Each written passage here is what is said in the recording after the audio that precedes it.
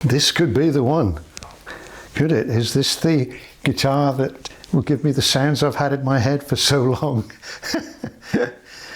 Who knows? I hope not in many ways, because I'll never have a bout of guitar gas ever again, and that can't be right, can it? But I finally bought one. PRS SE Student Edition, that stands for apparently. DGT. Dave Grissom tremolo. So that's the designation. Got it from Guitar Village here in the UK. It's based, as you probably know, on Dave Grissom's mainstream PRS signature model of 2007, which apparently was originally going to be called the McCarty 2, because Dave Grissom had worked with Paul Reed Smith for quite a few years. And they were looking at the design together, I guess, and then Paul thought, crikey, you know, we've been associated for quite some time, so we'll call it the Dave Grissom signature model. But I must confess that until I'd seen the marketing ballyhoo at the end of last year about the launch of this lovely SE model, I hadn't heard of Dave Grissom, so apologies, Dave. I have checked him out on YouTube.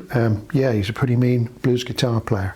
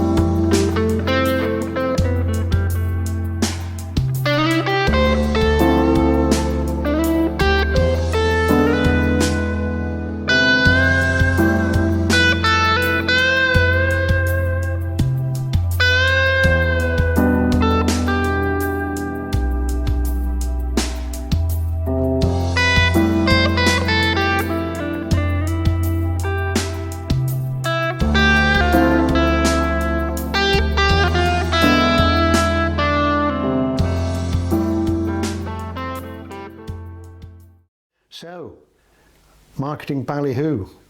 Has PRS lived up to the promises? Those videos where Dave Grissom is detecting that the prototype that he's had, the latest one he's had from PRS, hasn't quite got the thickness to the right spec that he had in mind, like his signature model. So yeah, very impressive. So I I fell for it, and here we are. I've got one. I did order one at the back end of last year, just after the official launch, and they were around the world, I think, as rare as rocking horse teeth. Probably hadn't considered that the demand might be quite high for these, and I think even as of now they're still racing to catch up, which could mean why there's been a few quality control issues, but we'll come to that a bit later on. So, will this be the one? I don't know. Well, I do know, because I've obviously played it before doing the video, and it's a very nice guitar, so I'll say up front now, I like it. It's definitely a keeper, and I'm enjoying playing it. I did pre-order one, as I said earlier, and eventually it arrived 2 or 3 months ago, but unfortunately it had this knot hole on the edge of the guitar. It wouldn't be so bad if that was like somewhere else, but it was right in my eye line, which some people on a forum said I was being silly because that's a feature of the wood, natural. Well, yes, it is, but still looks, to me, looks pretty weird. So I sent it back, and the company were good about it, refunded my money, and I thought I'll hang fire till a few more hit our shores. So here we are 2 or 3 months later. There's some more still coming through the pipeline, and this one popped up on Guitar Village's website, and so I bought it, and they've done a good job on the setting up. I haven't faced any major quality control issues, but we'll return again, as I said, to that elephant in the room in a minute.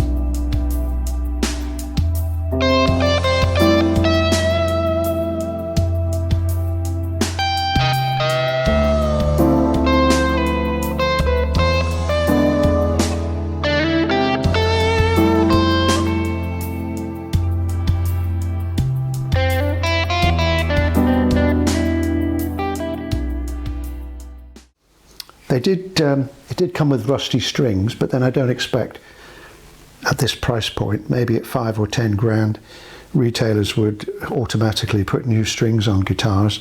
But I think these had been on the guitar since they were made, and I guess as it comes from the Far East, there's changes in humidity, etc. There's a tiny bit of rust. Anyway, they come standard with 10s, and I always put 9s on all my guitars. Oh, shock horror, yes, on Fenders as well as Gibsons. Sue me. But so when I swapped, put a brand new set of 9s on, and then the action actually relaxed a little bit. I didn't adjust anything on the truss rod. I didn't need to, because the action then was just how I like it. Okay, quality control. So there's a video on the Guitar Village website where they're saying, or they were informed by PRS, that not only was there the usual quality control checks done at the Indonesian factory, which is a dedicated factory. I think in 2018, Cort, who make more guitars than anybody else in the world for themselves, but mostly for other brands, the PRS and Cort went into a partnership on a dedicated facility at a place called Surabaya, I think, nearby the main big Cort factory. I guess PRS could feel they were more in control of quality. And then this video on the Guitar Village website said that these particular models, unlike all the other ones, all the other SEs, which are shipped then direct to distributors around the world, are actually shipped back to PRS in Maryland first for a final quality control check. Put it this way, to be polite, I've seen a few YouTube videos, and you might have seen 1 or 2 yourself, where I don't see how that could be the case. There's definitely been some quality control issues. There's one video where this chap had one of these gold tops, and the switch was crackly, so it was faulty. So he had to take the jack switch out, jack plug socket rather, and replace it. He also had some sharp fret ends. I've seen others complain that the nuts isn't cut very well, and some cosmetic finish problems. I've seen a photo of one where just down in here there's a right mess where the gold paint is just, it's not done right. It should have been sanded and resprayed. So question, how does that, if they did go back to Maryland, why didn't it pass, why didn't it fail? Rather, those models should have been chucked out at that point. Anyway, that's all I'm going to say on it. All I can say, I speak as I find, and I always take a bit of a punt when I order things from the internet, because I live in the south of Cornwall, well, halfway down, so it's not convenient for me to drive hundreds of miles to the music shop of my choice. So like most of us these days, we order things over the internet, and by and large I found that works. Sometimes I've sent stuff back because it just didn't suit me, it wasn't what I thought it was going to be, or it didn't perform. Other times for little faults, and retailers are used to doing that. It's all about trading on the internet. So I bought this one sight unseen, except Guitar Village are one of those retailers, and another one is Peach, based I think in Essex, and they put actual photographs of the guitars. I don't know why they don't all do that.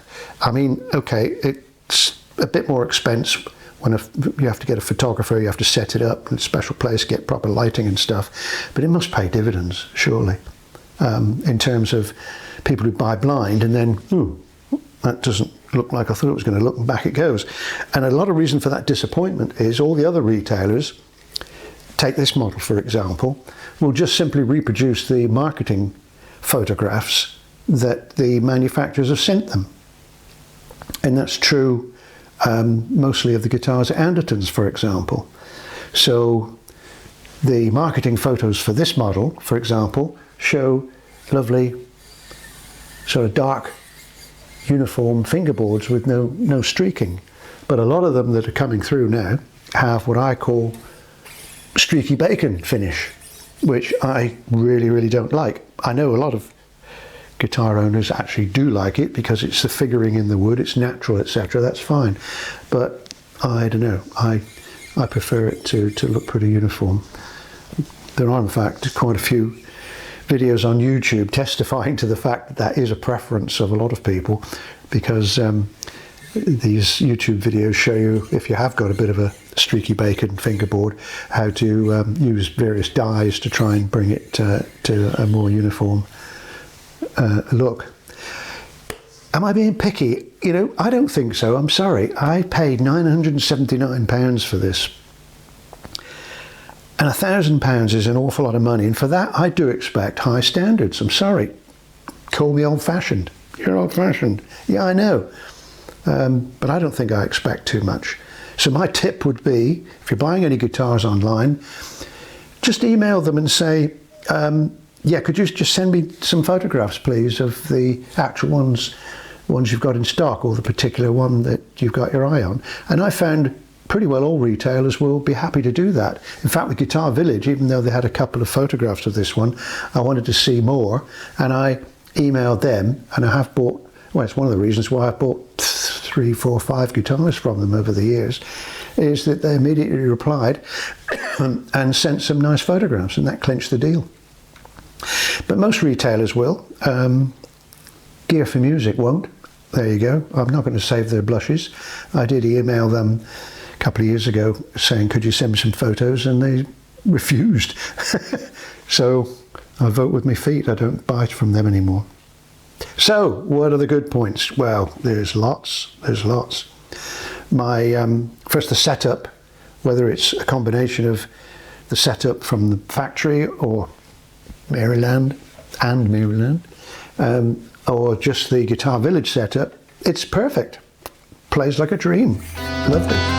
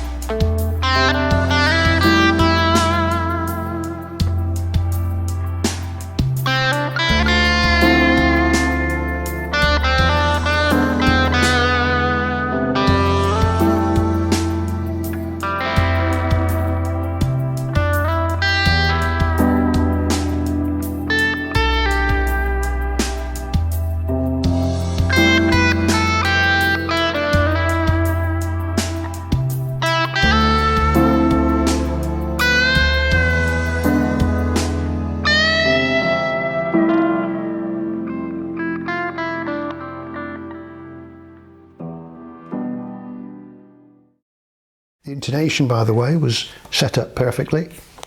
So I speak as I find, as my mum used to say. Right, the body is shown on the PRS website as solid with mahogany back, maple top. Mahogany back, maple top. Yeah, so that sort of conceals what's actually in the middle. But as they don't name it, you can imagine it must be an economical wood sandwich.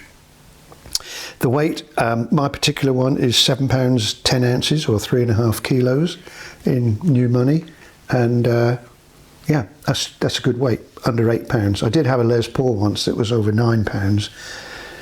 Kept it for a few years, but I had to sell it because it was dreadful. Even with a strap with a sponge underneath it, it was a dead weight. The neck is mahogany with rosewood on the front, 10-inch radius, and it has a nice girth. There, that's a nice word.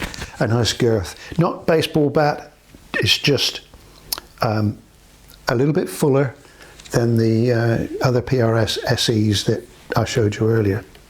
Very comfortable indeed. The nut is well cut. Nothing wrong with that whatsoever. Tiny inconsistency. I don't know if you can see it there. That end of the nut doesn't quite go to the edge, but crikey, that's being picky, isn't it? So it doesn't bother me. 22 frets, scale length 25 inches, probably medium jumbo. They're comfortable frets.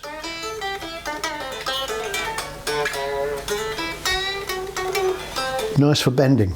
So yeah, medium jumbo with a little bit more probably.